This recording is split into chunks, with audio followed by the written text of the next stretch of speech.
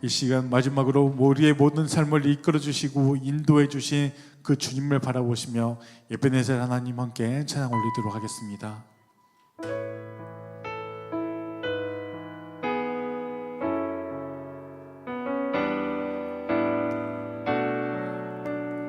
함께 찬양해 봅시다. 감사하신 하나님, 감사하신 하나님, 에베네셀 하나님, 에베네셀 하나님, 살아계신 하나님, 살아계신 하나님,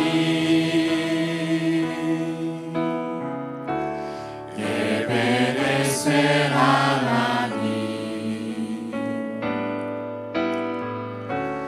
여기까지 인도하셨네. 감사하신 하나님, 여기까지 인도하셨네. 살아계신 하나님, 감사하신 하나님, 에베네셀 하나님, 살아계신 하나님, 에베네셀. 다시 한번 우리들의 모든 것을 내어드리고 다시 처음부터 진행하겠습니다. 감사하신 하나님, 감사하신 하나님, 에베네셀 하나님, 에베네셀 하나님, 살아계신 하나님, 살아계신 하나님, 에베네셀 장래에도 인도하시리, 장래에도 인도하시리. 감사하신 하나님, 장래에도 인도하시리. 살아계신 하나님, 장래에도 인도하시리. 살아계신 하나님, 감사하신 하나님, 에베네셀 하나님, 살아계신 하나님, 살아계신 하나님, 에베네셀 하나님, 감사하신 하나님, 감사하신 하나님, 에베네셀 하나님, 살아계신 하나님, 살아계신 하나님, 에베네셀 하나님. 우리 함께 이 시간 있는 자리에서 다같이 통성으로 기도하기 원합니다. 우리의 모든 삶을 주관해 주신 것은 주 여호와 하나님이시오니 우리들의 모든 완악한 마음들을 내려놓고 공간 모든 것들을 내려놓고 주님께서 이끌어 주시는 그 삶의 길에 따라 나가게 하여 주시옵소서. 또한 오늘 이 시간 주님의 말씀을 전하시는 우리 목사님과 또한 듣는 우리 모든 성도들이 주 앞에 나아가 온전히 저 모든 것을 내어드리며 아멘으로 순종하며 아멘으로 화답하며 저희들의 모든 무너졌던 그 예배를 다시 불러일으켜 세우시는 귀한 은혜 시간 되게 해달라고 이 시간 주여 크게 한번 주시고 다같이 동성으로 기도하도록 하겠습니다. 다같이 기도합니다. 주여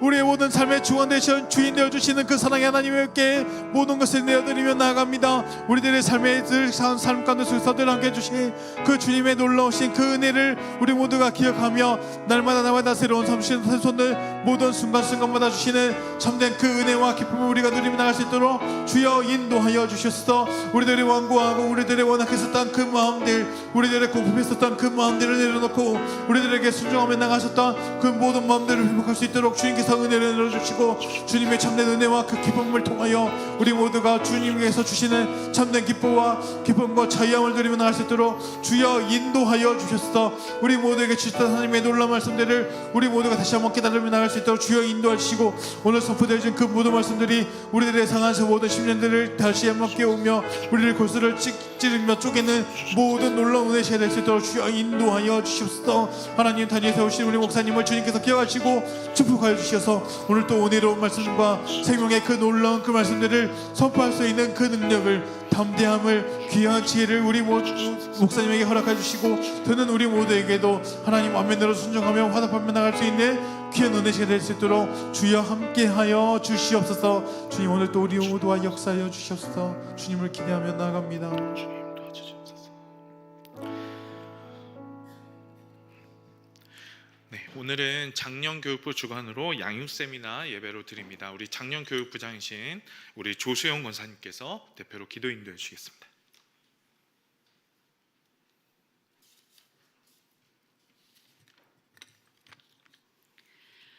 사랑과 은혜가 풍성하신 아버지 하나님, 오늘 복된 주일을 허락하셔서 온 성도가 한자리에 모여 예배하게 하시니 감사합니다. 단 하루도 한순간도 주님의 은혜 없이는 살아갈 수 없음을 고백하며 오후 찬양 예배의 자리로 나아갑니다. 세상 속에서 빛과 소금으로 살기 위해 죄와 싸우며 애쓴 성도들의 마음을 이 시간 위로하여 주시고 상하고 깨어진 심령 가운데 한량없는 은혜를 내려주시옵소서. 우리 호계 교회를 위하여 기도합니다. 이 지역으로 새롭게 이주하는 많은 사람들을 위해 우리 교회가 복음의 기쁜 소식을 전하는 축복의 통로가 되기를 간절히 원합니다. 우리 교회를 통하여 많은 사람들이 주님께 돌아오게 하시옵고 전도의 발걸음, 선교의 발걸음이 복되게 하시어 작은 예수로서 빛과 소금으로 살아가는 성도들을 통하여 전도가 되는 놀라운 역사가 일어나게 하여 주시옵소서. 시대적 사명을 감당하는 교회가 되게 하시고 다음 세대를 위하여 모든 수고와 공급을 아끼지 않는 비전 있는 교회가 되게 하여 주시옵소서. 오늘 드리는 이 예배를 통하여 여기 모인 모든 성도님들이 영적인 공급을 충만하게 받게 하시고 한 주간 동안 살아갈 힘과 능력을 얻게 하여 주시옵소서.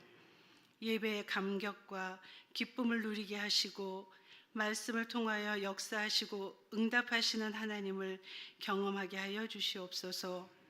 풀리지 않던 고민과 쌓아두었던 문제들이 말씀을 통해 풀어지며 예배를 통해 해결되는 또한 놀라운 역사가 이 시간 나타나게 하여 주시옵소서.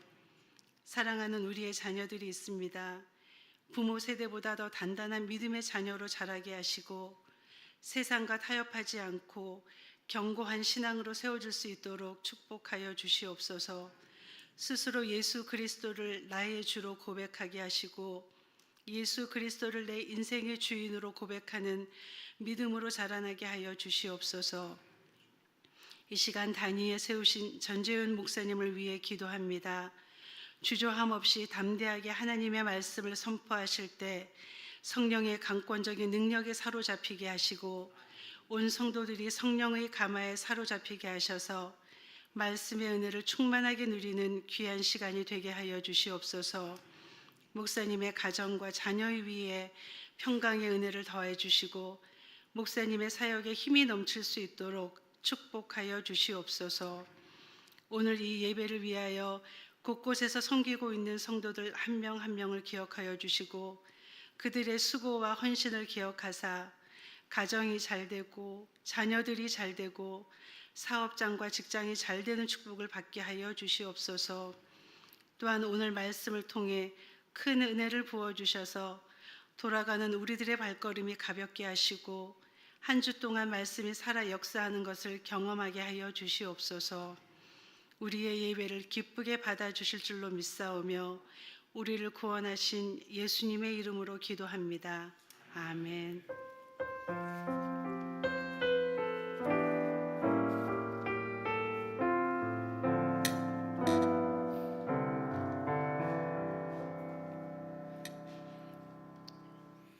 우리 장년교육부의 윤미영 집사님께서 성경 봉독 해주시겠습니다.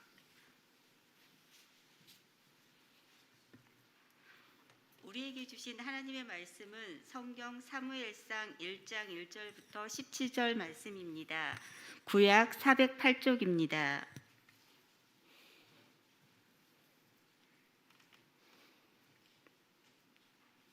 하나님의 말씀입니다. 경청하십시오. 에브라임 산지 라바다임 소빔에 에브라임 사람 엘가나라 하는 사람이 있었으니 그는 여로함의 아들이요 엘리후의 손자요 도우의 증손이요 습의 현손이더라. 그에게 두 아내가 있었으니 한 사람의 이름은 한나요 한 사람의 이름은 분인나라. 분인나에게는 자식이 있고 한나에게는 자식이 없었더라.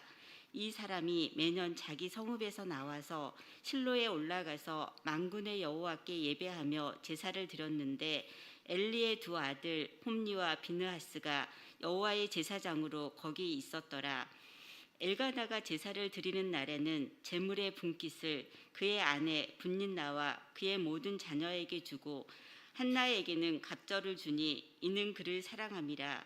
그러나 여호와께서 그에게 임신하지 못하게 하시니 여호와께서 그에게 임신하지 못하게 하심으로 그의 적수인 분닌나가 그를 심히 격분하게 하여 괴롭게 하더라. 매년 한나가 여호와의 집에 올라갈 때마다 남편이 그같이 하매 분닌나가 그를 격분시키므로 그가 울고 먹지 아니하니 그의 남편 엘가나가 그에게 이르되 한나여 어찌하여 울며 어찌하여 먹지 아니하며 어찌하여 그대의 마음이 슬프냐. 내가 그대에게 10 아들보다 낫지 아니하냐 하니라. 그들이 실로에서 먹고 마신 후에 한나가 일어나니 그때에 제사장 엘리는 여호와의 전 문설주 곁 의자에 앉아 있었더라. 한나가 마음이 괴로워서 여호와께 기도하고 통곡하며 서원하여 이르되 만군의 여호와여 만일 주의 여종의 고통을 돌보시고 나를 기억하사 주의 여종을 잊지 아니하시고 주의 여종에게 아들을 주시면 내가 그의 평생에 그를 여호와께 드리고 삭도를 그의 머리에 대지 아니하겠나이다. 그가 여호와 앞에 오래 기도하는 동안에 엘리가 그의 입을 주목한즉 한나가 속으로 말하매 입술만 움직이고 음성은 들리지 아니하므로 엘리는 그가 취한 줄로 생각한지라. 엘리가 그에게 이르되 내가 언제까지 취하여 있겠느냐. 포도주를 끊으라 하니 한나가 대답하여 이르되 내 주여 그렇지 아니하니이다. 나는 마음이 슬픈 여자라. 포도주나 독주를 마신 것이 아니요 여호와 앞에 내 심정을 통한 것뿐이오니 당신의 여종을 악한 여자로 여기지 마옵소서. 내가 지금까지 말한 것은 나의 원통함과 격분됨이 많기 때문이다 하는지라. 엘리가 대답하여 이르되 평안히 가라. 이스라엘의 하나님이 내게 기도하여 구한 것을 허락하시기를 원하노라 하니. 네, 감사합니다. 네, 우리 전재현 목사님 제가 잠시 소개를 드리면요. 제가 우리 교회 오기 전에 그 방주교에 있을 때 제가 전임 전도사였을 때 우리 전재현 목사님 그때 목사 안수 막 받으시고 이렇게 같이 사역했던 분입니다. 근데 이제 저보다 신대원은 이제 1년 선배신데요. 그런데 그 이전에 IBF 대표 간사로 10년을 넘게 사역하셨던 분이라 저보다는 사역 경험이 훨씬 10년은 더 넘게 있으신 분이고요. 언제 한번 이렇게 우리 목사님 모시고 말씀 참 들으면 참 좋겠다. 말씀 정말 은혜롭게 전해 주시는데 한번 생각을 하고 있다가 이번이 기회가 돼서 이렇게 모시게 되었습니다. 우리 성도님들과 함께 우리 목사님 이렇게 만나 뵙게 돼서 참 감사하고요. 우리 전재현 목사님 앞으로 나오실 때 우리 박수로 맞아 주시기 바랍니다. 감사합니다.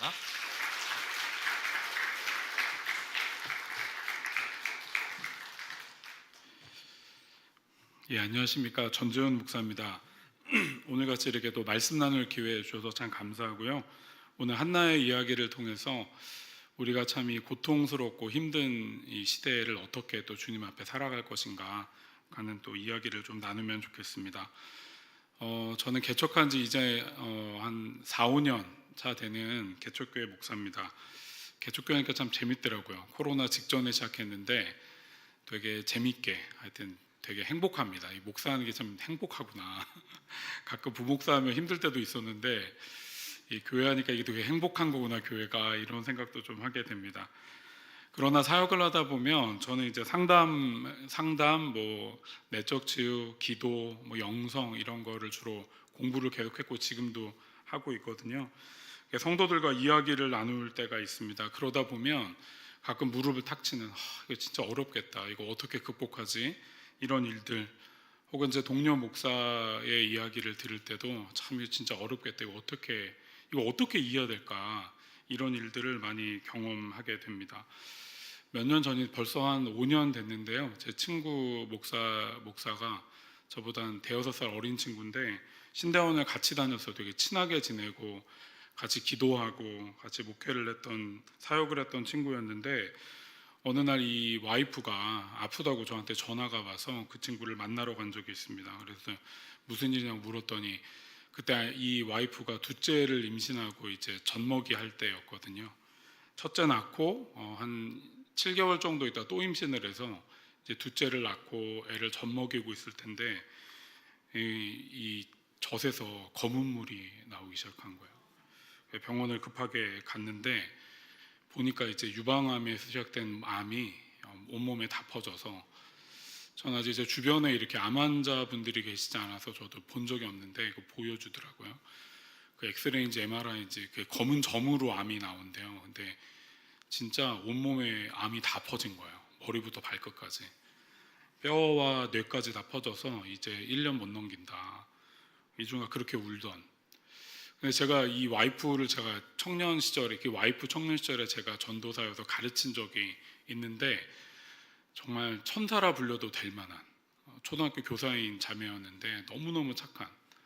근데 이 자매도 제가 뭘 잘못했다고, 이 형제가 저한테, 이 목사가 저에게, 형 도대체 우리 아내가 뭘 잘못해서 하나님 이렇게 하시는지 난 모르겠다고. 그리고 딱 1년 있다가 소천했고 2아이를 남기고 소천했던 일이 기억이 납니다. 저희 교회 개척할 때 이제 찾아왔던 한 가정이 있었어요. 근데 제가 이제 IBF라는 대학 청년부 그 대학교에 선교단체를 간사를 했었는데 그때 제 학생이었던 친구였습니다. 근데 그 친구가 이제 결혼했다고 이제 저를 찾아와서 목사님 개척교회 하시면 저희도 함께 하고 싶다고, 그래서 너무 반갑게 맞이했던 기억이 나는데 이 친구가 저희 교회 오고 3년째 딱 되던 해 원래 조현병이라는 병이 있었는데 이 조현병이 재발했어요.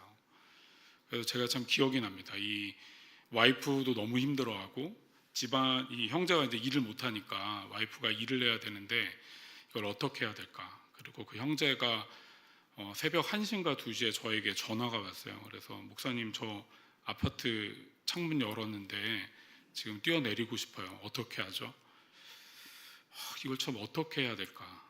물론 이제 잘 다독거려서 이제 다음날 병원 가자고 얘기를 하고 했던.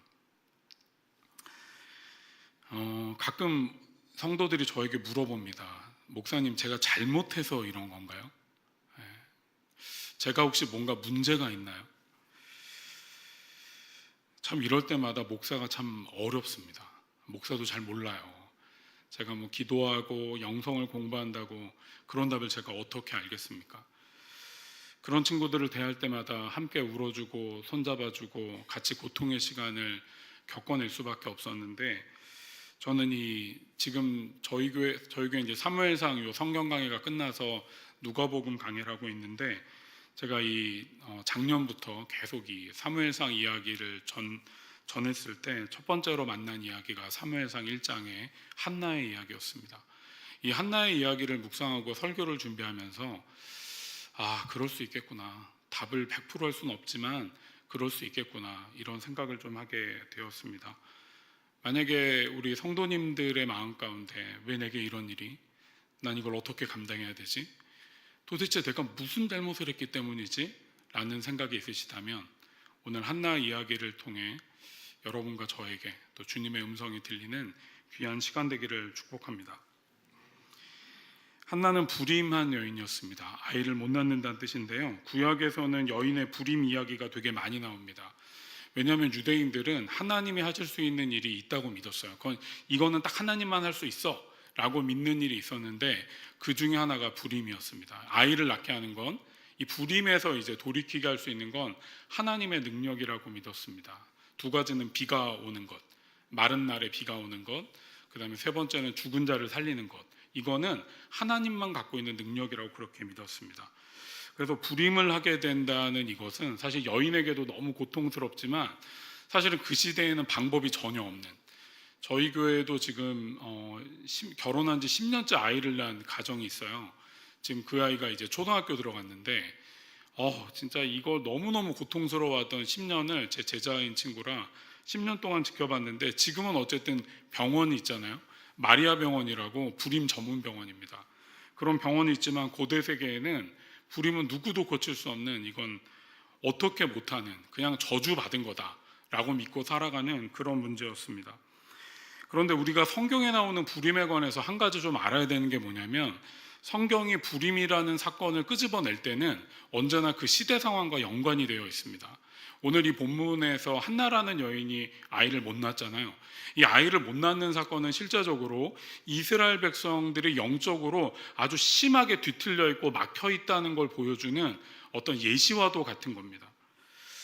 그러니까 이 여인은, 한나의 불임은 실제로 지금 이 사무엘상의 시대, 지금 엘리 제사장이 다스리고 있는 이 시대가 너무나 혼탁하고 하나님께 멀어진 시대라는 걸 보여주는 어떤 증거와도 같은 겁니다.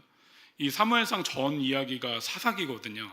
사사기야말로 이 구약의 역사 가운데 가장 타락하고 가장 망가져 있는, 하나님이 가장 크게 역사하신 일이 여러 번 있지만 그럼에도 하나님을 따르지 않았던 이야기가 계속적으로 사사기에 들어와 있거든요. 하나님이 능력을 베풀었어요. 그래서 사사를 보냈는데 나중엔 이 사사가 타락합니다. 마지막 사사가, 사사기 마지막 사사가 삼손인데, 이 삼손이란 인물은 하나님의 사사인데도 불구하고 굉장히 음란하고 폭력적이고 하나님께 떠나기에는 이런 사람이 없을 정도입니다. 그러니까 이제 하나님의 계획이 무참하게 짓밟혀서 하나님의 나라를, 이스라엘 백성을 통해 세우려고 했는데 그 계획이 무너졌다는 것을 사실은 사무엘상의 이 저자는 이 한나의 어떤 불임이라는 사건을 통해서 지금 너무나 영적으로 막혀있는 시대라는 걸 보여주고 싶어 했다고 볼 수 있습니다. 그래서 우리는 이 사건을 통해 새로운 관점들을 가져야 되는데요. 제가 여러분께도 아까 제가 처음에 설교 전에 얘기했지만 우리 삶 역시도요, 우리만 겪는 것 같지 않습니까? 내게 어려움이 왔을 때, 막 재정적인 문제가 왔을 때, 저희 교회 성도들도 이제 지금 한 30대, 40대, 50대, 이게 저희 교회 이제 형제들 나이대거든요. 20대 후반부터. 근데 이 성도들이 이제 직장을 잃게 되거나 이런 일들을 여러 번 여러 사람이 번갈아 겪으면서 처음에는 이제 절 찾아오면은 다 물어보는 게 뭐냐면, 왜 제가 직장을 잃었을까요를 물어봐요. 근데 시간이 지나면 이 사람들이 이제 알게 됩니다. 나만 그런 게 아니에요. 나만 그런 게 아니라 나만 직장을 잃은 줄 알았더니 저 사람도 직장이 지금 잃어서 힘들어하고 있고요. 저 사람도 잃었다가 새로운 직장을 얻어서 다니고 있는 거라는 것들을 보게 됩니다. 그러니까 생각을 바꿔야 됩니다. 우리는 어떤 일이 잘 되면 하나님의 뜻이고 잘 되지 않으면 하나님의 뜻이 아니라고 하는 너무나 단순한 이분법적인 생각을 갖고 있기 때문에 사실 교회에서도 그렇습니다. 내가 어떤 일이 잘 되면요, 교회에서 말하기가 어렵지 않아요. 그렇잖아요. 제가 이제 가르친 친구들이 많으니까 가끔 이제 회사를 차리거나 가게를 오픈하면 와서 예배를 드려달라고 하는 분들이 있습니다. 근데 저는 언제나 이상했던 게 뭐냐면요, 폐업할 때는 아무도 찾아오지 않아요. 왜 폐업할 땐 찾아오지 않을까요? 우리 안에 그런 생각이 있는 거예요. 잘 되면 하나님의 뜻이고요, 잘 안 돼요, 이건 누구 탓이에요? 그건 내 탓이라는 생각이 있어요. 그래서 잘 되지 않으면 성도들에게 이걸 말하는 것들은 무언가 내 믿음이 없다라고 말하는 거기 때문에 그거는 잘못됐다라는 생각을 우리가 가지고 있습니다. 그런데 그렇지 않습니다. 오늘 성경 본문에 어떤 시대적인 어두움을 한나를 통해 대변해 준다라고 이야기했지만 한나의 죄에 대해서 나오는 게 있습니까? 오늘 본문에 명시적으로 어떤 한마디도 한나가 정말 죄인이었기 때문에 그녀가 저주받아 아이를 못 낳았다, 이런 이야기는 단 하나도 나오지 않습니다. 오히려 뭐라고 나와요? 하나님께서 한나의 태를 막으셨다는 것을 얘기하게 되는 거죠. 근데 우린 이걸 딱 볼 때 이런 일이 우리에게 일어나면 어떻게 해석을 한다고요? 내가 뭐 잘못했나? 내가 무슨 잘못했기 때문에 이런 거 아닌가? 그렇지 않습니다. 어떤 사람이나 불임을 할 수 있고요, 어떤 사람이나 직장에서 문제가 생겨 안 될 수도 있습니다. 우리가 이런 생각의 전환을 통해서 우리의 의문을 바꾸지 않는 한 우리의 고통 가운데 이 문제를 신앙적으로 해결하기란 굉장히 요원합니다. 우리나라에 올림픽이 있었던 1988년에 제가 딱 보니까 1988년엔 다 살아 계셨던 것 같아요. 여기 있는 분들은. 네. 우리 88 올림픽을 다 보셨죠. 그래서 저도 되게 어린 나이에 그 88 올림픽을 TV로 봤던 기억이 있는데, 그때 참 슬픈 사건을 겪은 한 여인이 있습니다. 1988년에 의대에 간 5남매 중 딸 4명의 아들 하나인 집인데요. 이 막내 외아들이었던 이 아들이 의사였는데 의대를 보냈으니 이때도 얼마나 이 엄마가 기뻤겠습니까? 그런데 1988년에 온 나라가 축제였을 때 이 아들이 과로사로 죽게 됩니다. 근데 이 엄마가 있잖아요, 기독교인이었어요. 그 엄마의 질문이 뭐겠어요? 왜 내 아들이냐고, 왜 내 아들을 데려가셨냐고, 왜 도대체 내 아들이냐고, 왜 나한테 이러시냐고.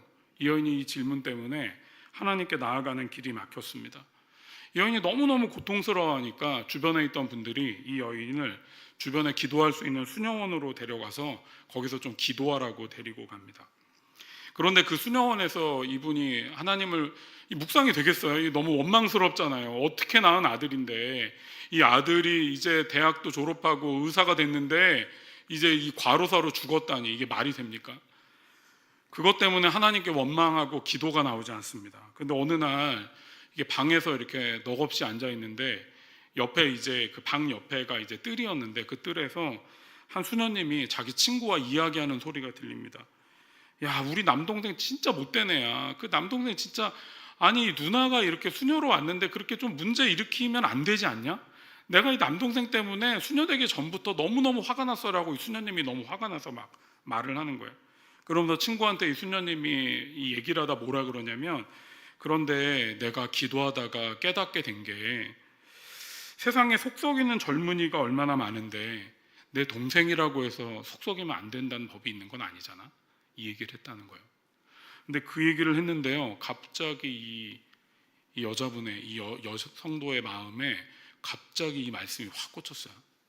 하나님이 이 여인에게 말씀하는 것처럼 이 세상에 죽고 사고로 죽고 다치고 쓰러져 다치는 사람이 얼마나 많은데 왜 너의 아들이면 안 되냐? 이 세상에 그렇게 아프고 힘든 사람이 많은데 왜 너의 아들이면 안 된다라고 넌 생각하냐고. 이 여인의 생각이 변화했습니다.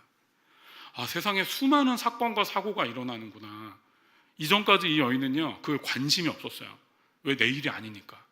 그런데 나에게 그 일이 닥치면서 그게 얼마나 끔찍한 일인지 문제를 보고, 근데 그걸 보고 또 다른 아픈 사람에게 눈길을 준 게 아니라 왜 내게 이런 일이 일어났냐고, 왜 나한테 이러시냐고 이 여인이 그렇게 질문했습니다. 그런데 이 여인이요, 그걸 깨닫게 돼요. 아, 그렇구나.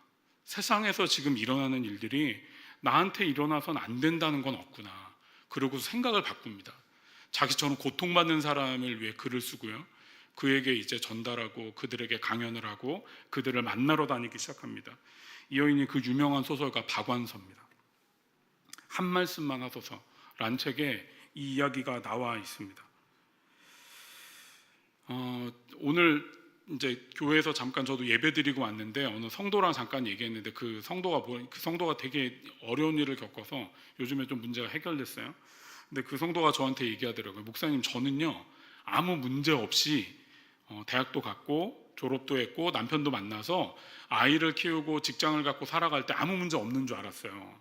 아무 문제 없을 줄 알았어요. 그런데 너무너무 힘든 일들이 막 생기니까 너무 화딱지가 나고 막 힘들고 하나님 믿기가 힘들었는데 그거를 지나오고 나니까 아, 거기에 하나님이 계셨구나라는 걸 이제야 알게 됐다고.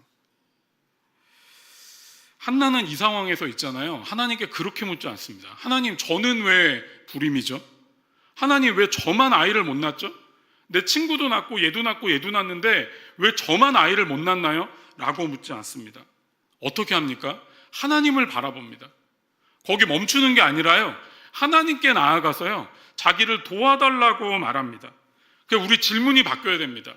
왜 내게 이런 일이 일어났습니까? 라고 묻는 것이 아니라, 주님, 저는 이 상황 가운데, 누구나 겪고 누구나 이 고통 가운데 있는 이 상황 가운데 저는 어떻게 행동하길 원하십니까? 라고 우리의 질문이 변화해야 된다라고 말하고 싶습니다. 사랑하는 우리 호계교회 귀한 성도님들, 우리 인생은요, 분명히 고통이 옵니다. 고통이 하나도 없어. 저는 그건 불가능하다고 생각해요. 왜냐하면 예수가 이 땅에 오셨는데요, 십자가에 달려 돌아가셨잖아요. 누구보다 고통받아 돌아가셨잖아요. 우리가 그 길을 가는 거예요. 주님을 따라서 주님이 우리에게 말씀하신 길을 가는 것, 이게 주님이 우리에게 원하시는 건데 어떻게 우리에게 고통이 없을 수 있습니까? 그런데 한나와 같은 사건이 됐을 때 기억해야 됩니다.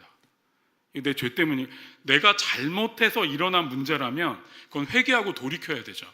근데 우리가 겪는 많은 문제들은요, 누가 잘못하고 잘해서가 아니라 그냥 이 세상 사람들이 이 죄된 세상 가운데 다 경험하고 있는 겁니다. 그때 뭘 어떻게 물어야 된다고요? 하나님께.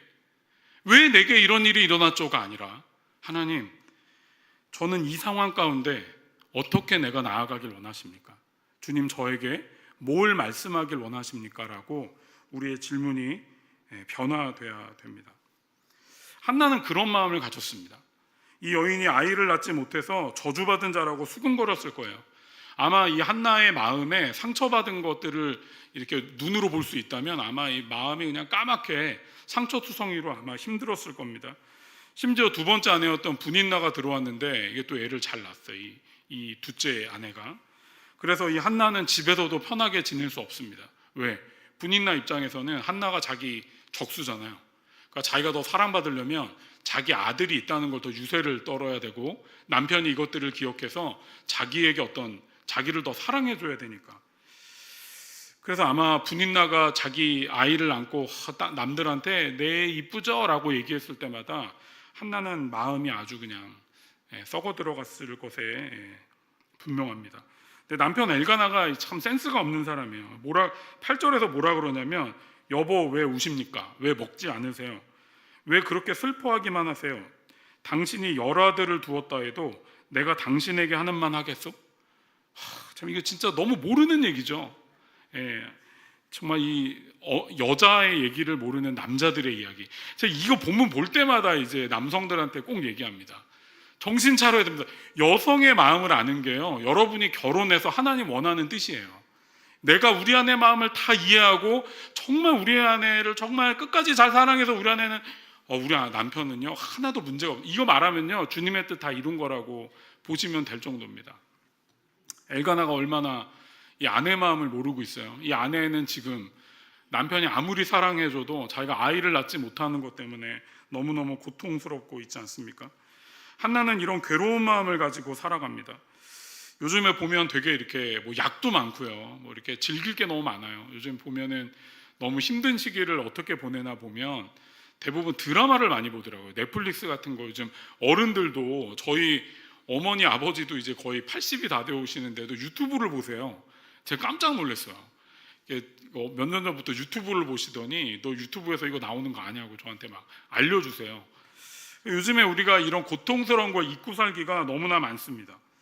그런데 있잖아요, 이 한나라는 여인이 그거를 오히려 남편 팔짱 끼고 분인나에게 보여주면서 나 괜찮아, 나 상처 안 받았어, 이런 식으로 행동하지 않고 어떻게 합니까? 분인나를 괴롭히지 않고요, 이 한나가 있잖아요, 하나님께 나아가 기도할 자리를 찾아갑니다. 당시에는 실로에 성전이 있었어요. 뭐 성막이죠. 뭐 성전도 아니고 그냥 성막 같은 것들이 있는 게 실로에 있었는데 1년에 거기 몇 번 갔겠어요? 뭐 1년에 뭐 많아야 한두 번 갔을까요? 그러니까 자주 가는 데가 아니에요. 거기서 내가 하나님께 기도하고자 하는 마음을 가지고 이 여인이요, 그거의 마음을 먹어요. 무슨 마음을 먹어요? 내가 분인나를 괴롭혀서 내가 이 여자 진짜 내가 어떻게든 없애버려야지 이런 마음이 아니라 내가 너무 고통스러운데 이걸 가지고 하나님께 가지고 가서 하나님께 이걸 털어놓고 하나님께 내 마음을 알려야지라는 이 간절한 마음을 갖고 몇 달을 기다립니다. 저는 그 기도를 전문적으로 배우기 위해서 오랫동안 노력을 했습니다. 제가 대학교 다닐 때 선교단체를 다녔는데 저희 선교단체 대표 간사님이 기도 은사자였어요. 부르짖는 기도라며 은사를 받고 하셔서 성령 사역을 하셨던 분이라 그분 밑에서 기도를 오랫동안 배웠습니다. 그리고 이제 거룩한 배 광성교회라고 지금 일산에 있는 교회인데요. 그 교회 가서 이제 청년부 간사를 했는데 그 교회 그 청년부 담당했던 지금 뭐 정성진 목사님도 은퇴하시고 하셨지만 그때 청년부 담당을 했던 목사님 밑에서 그분도 성령 사역을 하셔서 제가 기도를 배웠습니다. 나중에 시간이 더 지나서요, 이제 신대원을 가야 될 때가 제가 간사를 하다가 신대원을 갔는데 신대원을 갈 때쯤 돼서 이제 저에게 기도를 가르쳐 주셨던 은사자들이 저에게 장신대를 가라고, 거기에 유해룡이라고 하는 기도를 침묵 기도를 너가 배워야 된다. 부르짖는 기도가 있고 침묵 기도가 있는데 이 다 배워야 너가 기도의 이제 어떤 전체를 배울 수 있다고. 그 침묵 기도를 배우러 장신대 갔습니다. 저는 뭐 장신대 좋아서 이런 게 아니고 거기 그 유해룡이라고 하는 영성 지도하는 교수님이 계셔서 지금은 은퇴하셨는데 그분께 기도를 배우러 갔습니다. 장신대 4년을 마치고 난 다음에요, 저는 기도와 이걸 계속 공부하기 시작했어요. 그러고 난 다음에 지금은 예수회라고 이 침묵 기도를 더 전문적으로 가르쳐 주는 데 들어가서 지금은 이제 좀 더 훈련을 계속 받고 있습니다. 근데 제가 기도를 배우면서 뭘 알게 됐냐면요, 여러분 참 이 한나가 너무너무 간절하잖아요. 지금 내가 이 실로에 가서 하나님의 성막 앞에서 기도할 수 있다는 요 때를 기다리고 있잖아요, 이 여인이. 근데 지금은 있잖아요, 성령이 우리에게 임했기 때문에 누구나 다 기도할 수 있어요. 그렇지 않아요? 여러분, 시간이 없습니까? 장소가 없나요? 여러분에게 기도를 할 줄 모르는 방법을 알려달라 그러면 교회에서 다 가르쳐 주잖아요. 우린 모든 걸 다 갖고 있는데요, 기도를 하지 않습니다. 우리가 있잖아요, 저는 이 시대에 우리가 회복해야 되는 건요, 물질의 복이나 이런 게 아니에요. 우리가 회복해야 되는 건요, 한나가 갖고 있는 간절함의 복입니다. 하나님을 목마른 사슴처럼 찾아서 하나님을 끝없이 갈망해서 내 안에 하나님밖에 없어야 되는데요, 우리 안에 다른 게 너무 많아요. 기도하지 않고도 내 어려움을 해결할 수 있는 방책들, 유튜브를 보거나, 제 아는 친구 중에 약을 먹는 친구도 있고요, 블루노라는 친구도 있어요. 우리가 있잖아요, 돈이 아무리 많고요, 아무리 자리가 높아져도요, 하나님에 대한 갈망함을 잃어버리는 그 순간 우리는 영적으로 죽어가기 시작합니다. 제가요, 그게 제일 무서워요. 뭐 성도가 주는 것, 뭐 아니면 내가 뭐 문제가, 전 이런 게 두려운 게 아니라 제가 제일 무서운 게 뭐냐면 한나의 이 갈망이 내 안에 없어질까 봐. 제가 젊은 청년의 시절에 기도를 배우기 위해서 하나님께 기도했거든요. 하나님, 저에게 기도를 가르쳐줄, 저에게 사람들을 붙여달라고. 그런데 저한테 진짜 기도를 가르쳐주는 분들이 오셔서 오랫동안 제가 기도를 배웠어요. 제가 그분들을 만났을 때마다 동일하게 했던 한 가지가 뭐냐면, 갈급함을 잃어버리면 그건 죽은 거라고. 기도하는 사람이 갈급함이 없어, 그건 죽은 거야. 이미 기도는 하고 있는데 이미 목이 말라서 죽어가고 있는 거기 때문에 갈망을 잃어버리면 안 된다고. 사랑하는 우리 호계교회 성도님들께 말씀드리고 싶은 거 뭐냐면요, 간절함을 회복하셔야 됩니다. 하나님을 찾는 갈망이 없어지면요, 죽은 것과 다름이 없어요. 한나는 지금 아이가 없어서 너무 괴롭잖아요. 그런데요, 간절함이 있기 때문에 하나님께 나아갑니다. 그러면 사실 문제는 언제든 해결되고요, 이 여인의 고통은 없어질 수 있어요. 그런데 지금 여러분의 고통이 없고요, 지금 여러분이 만족스럽고요, 여러분이 원하는 기도가 다 이루어졌다 할지라도 여러분에게 갈망이 없잖아요. 그럼 여러분은 말라가기 시작합니다. 점차적으로. 어떻게 됩니까? 시간이 좀 지나면요, 그냥 있잖아요, 이전에 옛날에 우리가 욕했던 분들처럼 똑같이 되는 겁니다. 사랑하는 성도님들의 마음엔 주님께 나아가고자 하는 갈망이 있으십니까? 한나와 같이 몇 달을 걸려서라도, 내가 6개월 걸려서라도 그 성전에서 기도할 거다. 내가 하나님이 거기서 내 기도를 들어주니까 내가 어떻게 해서라도 저기 가서 기도할 거라는 이 간절한 마음이 있으십니까? 저희 어머니가 80이 좀 안 되셨는데요. 지금 정선에 아버지랑 가서 한 이제 70 넘어서 정선에 가서 좀 계세요. 서울에 이제 가끔씩 올라오는데 서울에 오실 때마다 기도원을 가십니다. 제가 가끔 어머니한테 얘기해요. 어머니 지금 나이도 있으시고 다니시기 이렇게 힘드신데 그러면 안 되시지 않냐고. 저희 어머니가 저한테 소리 지를 때가 그때입니다. 기도해야지 기도. 하나님께 나아가는 거 잊어버리면 안 된다고 너한테 가르친 거 기억 안 나냐고. 너 목사인데 정신 차려야 된다고. 너 기도 안 하면 하나님 잊어버리면 네가 뭘 하든 그건 아무것도 아니라고. 사랑하는 귀한 성도님들, 오늘 이 한나의 이야기를 통해서 이 간절함을 회복하시길 주님의 이름으로 축복합니다. 한나는요, 성전에 가기 위해 기다렸잖아요.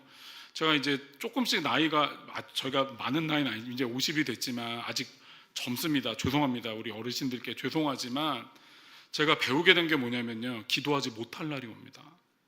몸이 아프고요, 힘들어서 못할 날이 와요.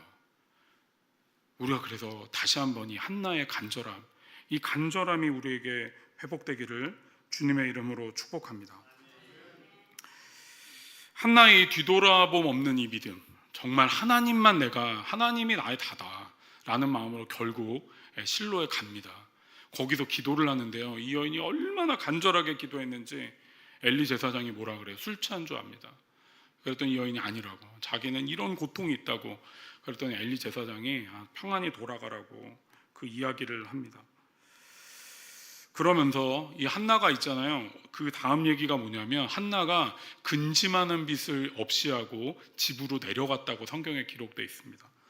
하나님께 기도를 한 사람들이 어떤 마음을 갖게 되는지 아십니까? 저도 이제 기도를 오래 해보니까 배우는데요, 하나님께 내 기도를 오랫동안 해서 어떤 기도 제목에 대해서 그 기도가 응답되어졌을 때요, 마음에 깊은 평안이 옵니다.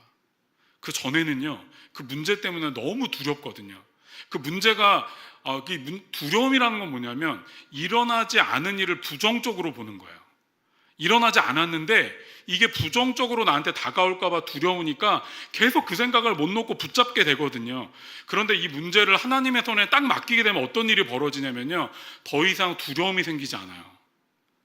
우리 성도님들이 어떤 문제에 대해서 기도하시다가 진짜 그 문제가 이제 하나님의 손에 들려졌다, 내가 하나님의 손에 맡겼다 라는 지점이 어디냐면요, 평안이 찾아오기 시작합니다. 정말 세상이 알지도 못하는 담대하며 내 마음에 가득 차기 시작합니다. 근데 문제는 뭐예요? 오래 가진 않아요. 우리가 원래 그렇잖아요. 어떻게 해야 돼요? 그 문제가 해결될 때까지 그 평안함을 유지하게 되면 우린 담대하게 살아갈 수 있습니다. 저는 그 선교단체, 대학생 때 선교단체를 했다가 제가 이제 전자과를 나왔거든요. 근데 제가 졸업할 때가 99년도였어요.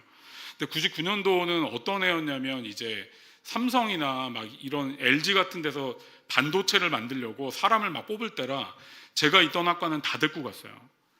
그런데 제가 이렇게 졸업을 하려고 해보니까 제가 이제 렌즈를 꼈는데 이제 눈이 안 좋아서 군대 면제입니다. 그래서 군대 면제된 동안에 제가 하나님을 위해서 좀 섬기고 싶은 마음이 있어서 제가 그 간사 IBF라는 선교단체에 이제 인턴 간사로 지원을 했어요. 그렇게 1년을 했습니다. 근데 제가 공대 출신이잖아요. 근데 공대 출신이었는데 너무 후배들이 귀엽고 해서 1년 동안 인턴 간사를 했는데 해보니까 이게 내 천직인 거야. 제가 수학과 물리를 잘해가지고 장학금 받고 다녔거든요. 그런데 간사를 해보니까 너무 재밌는 거야. 이게 설교도 너무 재밌고 사람 만나서 얘기 들어주고 내가 왜 공대에서 지금 뭐 하고 있었지? 그래서 이제 부모님께 제가 IBF 간사를 한다고 했더니 아버지랑 어머니가 저 엄청나게 반대하셨어요. 아직도 기억이 납니다. 제가 계속 하겠다고 이제 우겼더니 이제 아버지가 호적파라는 얘기 저도 들어봤습니다. 근데 이제 그러고 나면 아버지가 너무 이제 무섭게 이제 집 나가라고 이럴 거면 하는데 하나님께 막 기도를 하잖아요. 하나님께 매달려 기도를 하면요, 어느 순간인가 하나님이 제 마음에 딱 얘기하세요. 내가 너를 인도할 거니까 두려워하지 말라고. 그 평안이 딱 오는 순간 아무것도 두렵지 않습니다. 그렇게 이제 기도를 1시간 하고 딱 일어나서 근데 또 아버지를 만나면 또 조금씩 이제 흔들려지기 시작해요. 또 흔들려졌다가 이제 기도를 좀 안 한다 싶으면 이제 다시 이제 마음이 막 불안하고 내 인생이 어떻게 될까? 하나님 살아계신 게 맞나? 막 근데 이제 참 이 하나님이 참 재밌는 게 뭐냐면요, 저는 그런 생각을 했어요. 내가 만약에 하나님의 부르심이 맞다면 우리 아버지 마음도 바꿔주셔야 되지 않나? 막 꿈에서 우리 아버지한테 하나님이 딱 나타나가지고 야, 그 재윤이 내버려둬라, 걔 내가 쓸 거다, 뭐 이렇게 얘기하시면 되게 좋잖아요. 하나님 아무 얘기도 안 하셨어요. 그러니까 우리 아버지는 계속 이 굳은 마음으로 계셨고, 저는 계속 기도하고 평안을 얻었고, 아버지 볼 때마다 힘들었는데, 그런 생활을 한 달 정도 하다가 제가 순간 깨달았어요. 하나님이 나에게 오라고 말씀하시는구나. 제가 집을 나오게 됩니다. 제가 졸업하고 돈이 없었는데요, 그때 대학생 때 알바해서 남은 돈 한 200만 원이 있었는데, 그걸로 이제 제가 섬기던 학교 근처에 자취방을 하나 얻어서 거기서 생활을 했어요. 집을 나가려고 했던 건 아니고요, 저는 그때까지 한 번도 집을 나가 살아본 적이 없어요. 저희 집이 용산구 후암동이라는 데 있는데 학교랑도 멀지 않았고 뭐 이렇게 나가 살 일이 없었어요. 그러니까 집을 떠난 적이 한 번도 없었는데, 기도를 하다가 자신감이 생기니까 무슨 마음이 들었냐면, 내가 사역자로 평생을 살 건데 내가 지금 아무것도 없는데 나가서 하나님이 나를 돌보신 것들을 내가 경험하지 못하면 난 사역자로 평생 살 수 있을까? 제가 이 마음 때문에요, 하나님을 믿고 집을 나왔습니다. 제 인생 처음으로요. 저희 아버지는 지금도 한 직원 2,000명 되는 중소기업의 부회장이세요. 아직도 회사를 다니세요. 80인데 자격증을 잘 따셔가지고 아직도 월급을 받고 다니세요. 저보다 더 많은 월급을 받고 다니시고 계시는 분이세요. 그러니까 아버지가 실제로, 저희는 그러니까 집에서 뭐 특별히 어렵거나 이런 적이 한 번도 없었어요. 근데 제가 집을 나가려고 했던 건 뭐였다고요? 이분이 진짜 나를 돌본다면, 진짜 하나님이 다스리는 세상에 내가 산다면 정말 이분이 살아있는가를 좀 경험하고 싶었고요, 하나님이 그런 저를 부른다고 생각했습니다. 그래서 막 기도하면 평안함이 오니까 담대한 마음으로 이제 집을 나가게 되었습니다. 집 나가 보니까, 집 나가면 뭐라고요? 집 나가면 고생이죠. 예, 그때가 몇 년도죠? 한 2000년 뭐 이때쯤일 텐데, 제가 그때 집을 나와 보니까 와, 이 월세 내기도 빡빡하고, 제가 인턴이어서 한 달에 25만 원 받았거든요. 근데 제가 학교 가면 이제 학교에다 밥 사줘야 되잖아요. 그러니까 15일 되면 돈이 다 떨어져요. 25일이 월급 받는 날인데 돈은 한 반 달 정도 지나면 다 떨어집니다. 그때마다 뭐 했을까요? 하나님 믿고 기도했어요. 예, 마태복음 5장에 내가 너 먹을 거, 마실 거, 입을 거 줄 거야, 쫄지 말라. 제가 그 말씀 붙들고 기도했다니까요. 돈이 너무 없어서 저녁에 올 때는 밥을 해 먹었는데, 쌀을 조금씩 사다 놓고 먹었는데 어느 날 쌀이 떨어졌어요. 돈도 없는데. 그날이 아직도 기억이 나요. 너무 화가 나서. 아니, 먹을 거, 입을 거, 마실 거는 준다며 먹을 게 떨어져서 하나님께 제가 그날 기도하면서 이게 뭐냐고 도대체, 나 이러려고 불러냈냐고, 나 진짜 앞으로 나 어떻게 되는 거냐고 막 얘기했던 기억이 납니다. 근데 제가요, 참 이 얘기를 왜 하냐면, 제가 그렇게 기도했던 그 주에 그 마지막 날 금요일인가요? 학교를 갔는데 제가 가르쳤던 어떤 그 학생들이 그때 한 40-50명 있었거든요. 그러니까 이 IBF라는 선교단체는 대학에서 하는 거라 한 대학을 정해놓고 거기가 전도를 하고 애들을 훈련시키는 거예요. 근데 제가 있던 대학에 어떤 청년 하나가 있잖아요, 쌀포대를 30kg짜리를 메고 온 거예요. 근데 저는요, 제가 저를 가르쳤던 분들한테 제가 맨날 들은 게 뭐냐면, 사역자는 쪽팔리면 안 된다.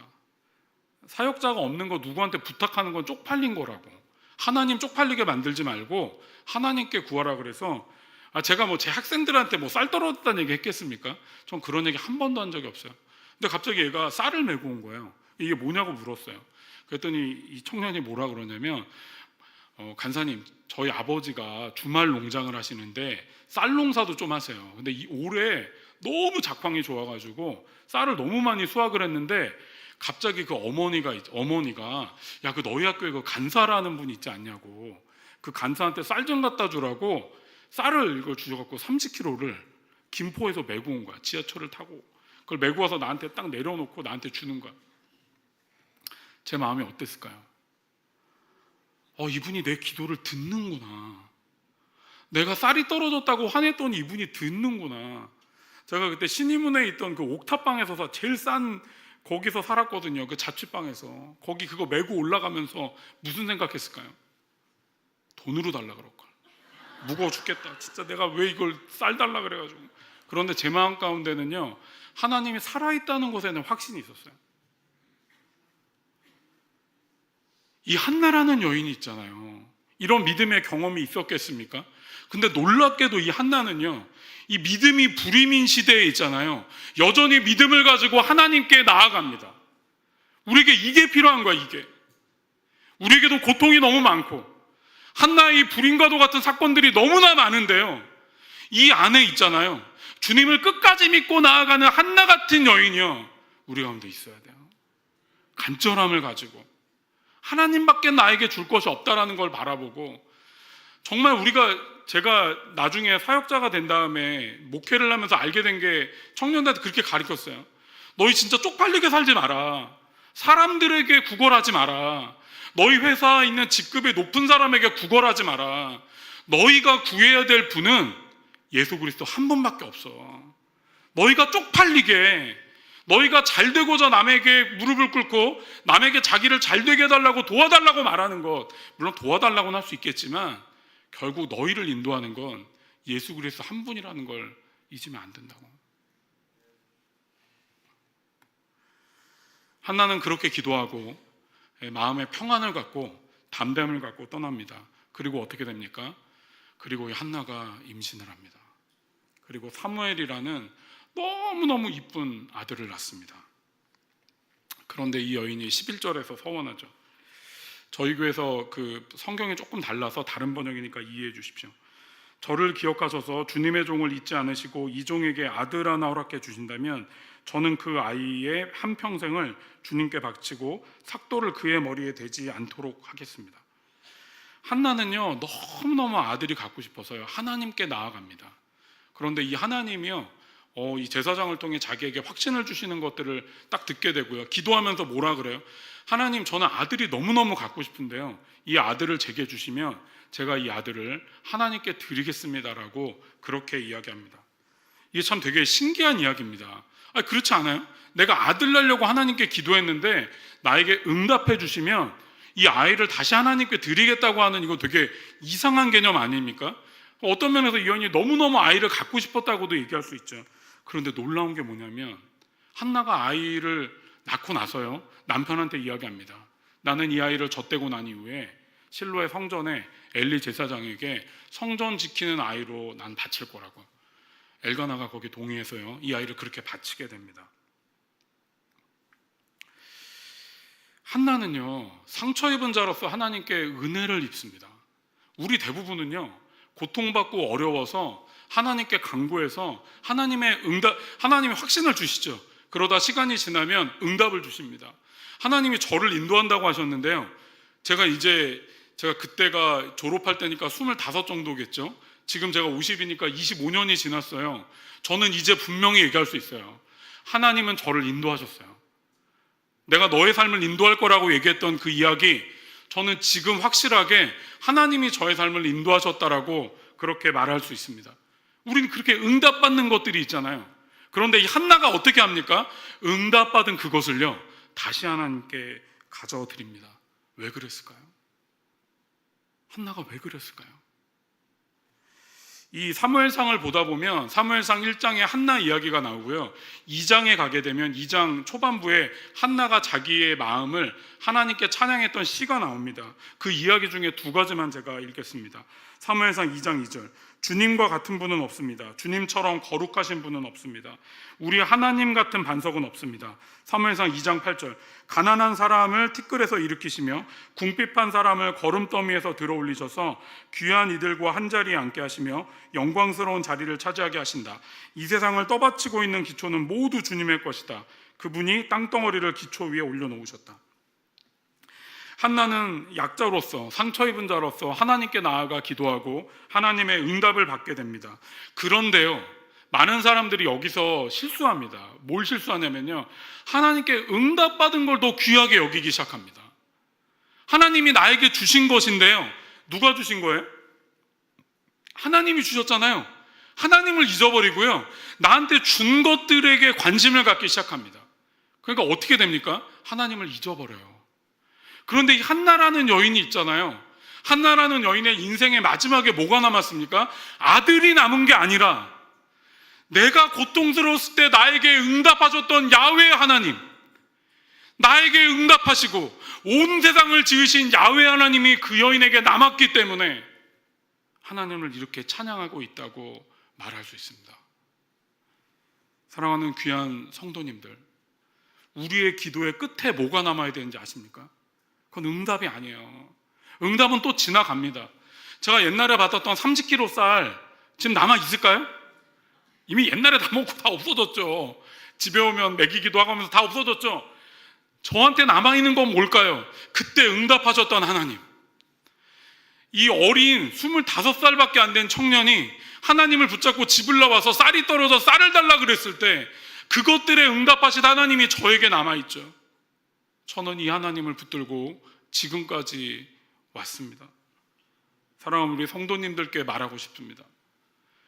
우리는요, 하나님이 주신 복 때문에 이 대한민국이요 진짜 발전했잖아요. 너무 은혜를 많이 받고 복을 받았죠. 근데 전 너무 걱정됩니다. 대한민국의 이 교회가 과연 받은 복에 집중하고 있는가, 하나님께 집중하고 있는가, 전 그게 너무 두렵습니다. 아니요, 여러분, 돈을 많이 벌고 부유해지고 나라가 부강하고, 전 중요한 일이라고 생각합니다. 그런데 그게 하나님보다 중요할 수 있습니까? 내 아들이 잘 되고요, 좋은 직장을 갖고요, 집이 넓어지고요, 좋은 차를 갖는 거 중요한 일이죠. 그런데 그게 하나님보다 중요할 수 있습니까? 우리는 여기서부터 어쩌면 한나와 비슷한 길을 왔을지도 몰라요.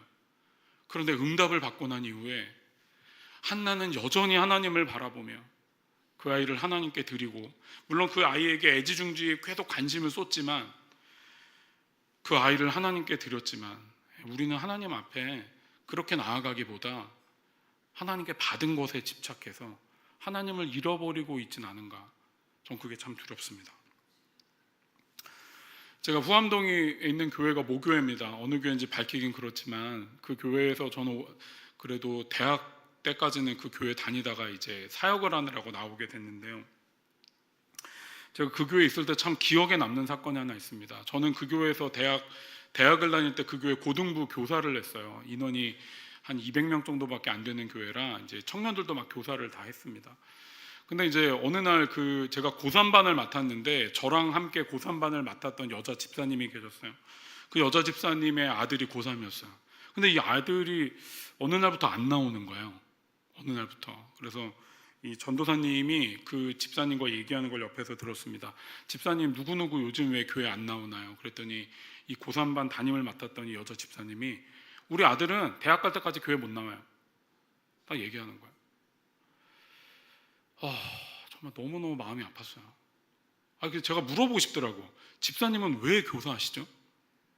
집사님은 고3 애들을 왜 맡고 도대체 무슨 얘기를 하시려고 그럴까요? 저는요, 우리가 가진 신앙이 이런 게 아닐까 봐 너무 두렵습니다. 올해 저희 딸이 고3이라 올해 대학을 가요. 이제 입시 준비 때문에 지지난주 하여튼 수시 때문에 하여튼 너무 복잡해가지고 너무너무 힘들었어요. 근데 제가 아이를 낳고 나서요, 제가 그런 걸 보면서 하나님께 기도한 게 있어요. 제가 뭐라 그랬냐면, 하나님, 저희는 절대로 우리 애들이 우상이 되진 않게 하겠다고. 저희는요, 아내랑 얘기했어요. 제가 교회에서 받는 페이도 있지만 이제 외부에서 제가 이렇게 설교나 뭐 기도 강의나 이런 걸 하고 다니며 받는 강사료도 있거든요. 그거 받는 것에 어쨌든 10의 2조는 하자. 적어도 10의 2조는 하나님께 헌금하자고 얘기했는데, 그 10의 2조 넘어가는 금액으로 아이들 학원비를 더 쓰지 말자. 저희 딸이 셋이에요. 둘째, 셋째도 아직도 더 있거든요. 근데 저희는 저희 아내랑 제가 얘기했어요. 우리 아이들 교육비는 그렇게 못 쓴다. 그래서 우리 애들은요, 한 번도요, 자기가 원하지 않는 학원은 간 적이 없어요. 애들이 보내달라고 안 하면 저는 보내지 않습니다. 제가 우리 아내와 대신 매일 기도합니다. 하나님께 뭐라고 기도해요? 하나님, 이 딸들 지켜주십시오. 이 딸들이 하나님의 겁니다. 저는요, 제가 이렇게 뭐 헌금도 되게 많이 하거든요. 여러 헌금할 때가 얼마나 많겠습니까? 헌금도 많이 하는데 우리 딸들에게 그렇게 저는 쏟고 싶지는 않다고 하나님께 대신 뭐라 그랬을까요? 하나님 책임져 주십시오. 하나님 책임져 달라고.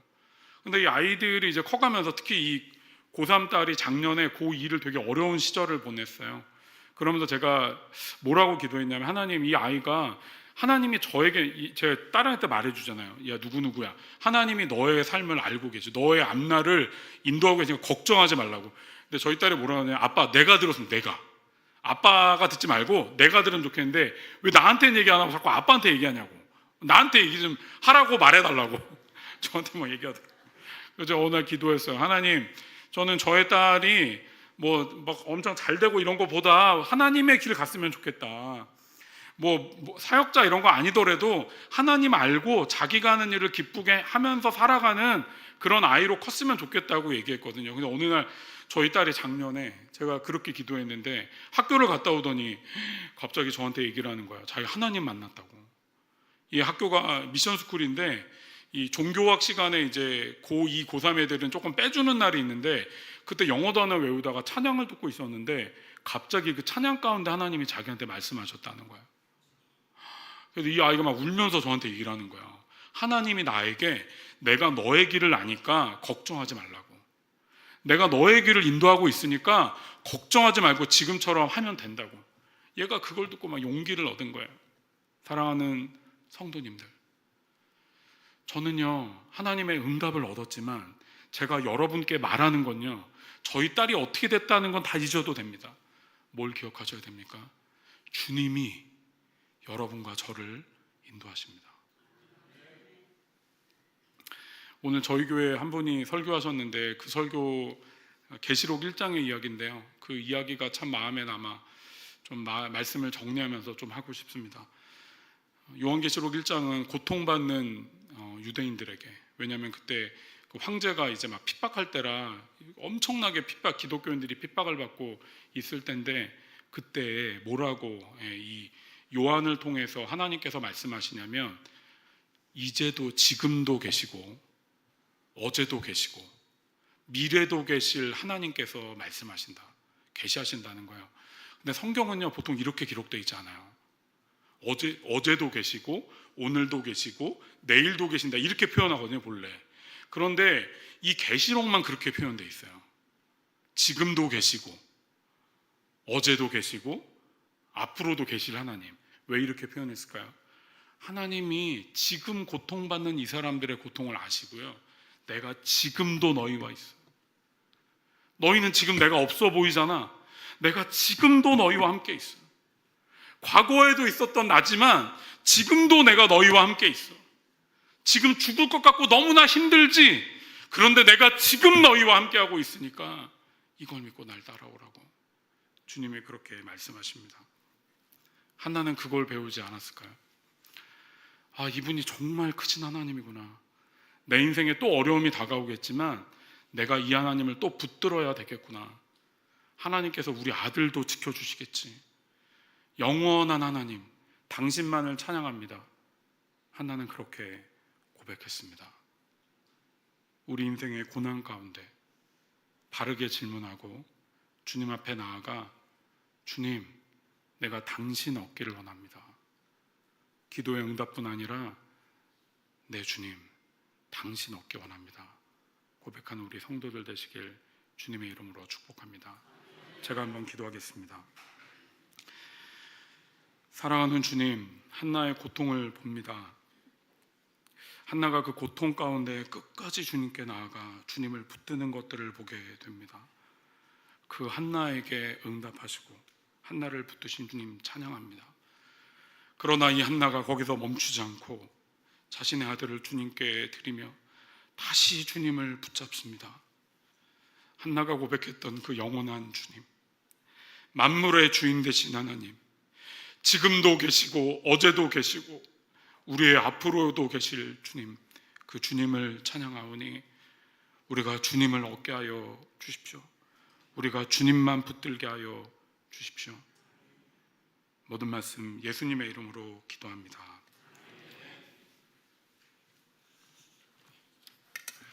네, 우리 수고해 주신 우리 목사님, 여러분 박수로 한 번 더 격려해 주시면 감사하겠습니다. 네, 감사합니다. 네, 몇 가지 광고 드리겠습니다. 다음 주 찬양 예배는 우리 환경주일 세미나로 우리 박상훈 목사님께서 말씀 나눠주십니다. 참고해 주시면 되겠고요. 그 다음에 우리 소통위원회로 2차 모임 같습니다. 여러분들 잘 일정들 참고해 주시고 함께 체크해 주시면 좋겠고요. 그 다음에 우리 기도하는 엄마들 10월 2일부터 수요일마다 오전에 진행됩니다. 여러분 8주간 우리 기도함으로 우리 자녀들을 함께 세워가는 그런 시간 여러분 되시면 감사하겠습니다. 그 다음에 뭐 주차 봉사나 여러 가지 또 주보에 있는 광고들 여러분 하나씩 참고해 주시면 좋겠고요. 좀 몰랐는데 목사님 쓰신 책 중에서 마음으로 하는 기도라는 책이 있어요. 나중에 한번 시간 되실 때 그럼 우리가 어떻게 하나님 앞에 기도하는지 하나씩 잘 체크해 보시고 또 하나님이 기뻐하시는 길을 따라 나아가는 우리가 다 되시기를 간절히 소원합니다. 아까 목사님 말씀 중에 나누신 것처럼 우리가 양육이라는 건 다른 거 아니에요. 하나님을 만나는 겁니다. 하나님의 만남이 없으면 우리 마음속에 간절함이 없어요. 그냥 오고 가는 정도로 끝나버리는 거지. 우리가 더 깊이 있게 하나님을 만나고 또 하나님과 함께 동행해서 하나님 앞에 큰 영광이 되는 우리 모든 성도님들 또 다 되시기를 간절히 소원합니다. 나머지 광고들 여러분 다 하나씩 참고해 주시면 좋겠고요. 그 다음에 우리 성지순례 팀이 있어요. 그래서 22분 이렇게 준비하고 계시는데 뭐 끝나고 나서 잠시 또 이렇게 모임을 또 갖습니다. 하나님 안에서 또 모든 부분 준비하는 그 과정까지도 하나님께서 인도하시는 그 손길을 또 함께 경험하는 시간 되시면 감사하겠습니다. 나머지 광고들 여러분 주보를 보시면 되겠고요. 우리 이 시간 우리 목사님 축도로 우리 예배를 마치도록 하겠습니다.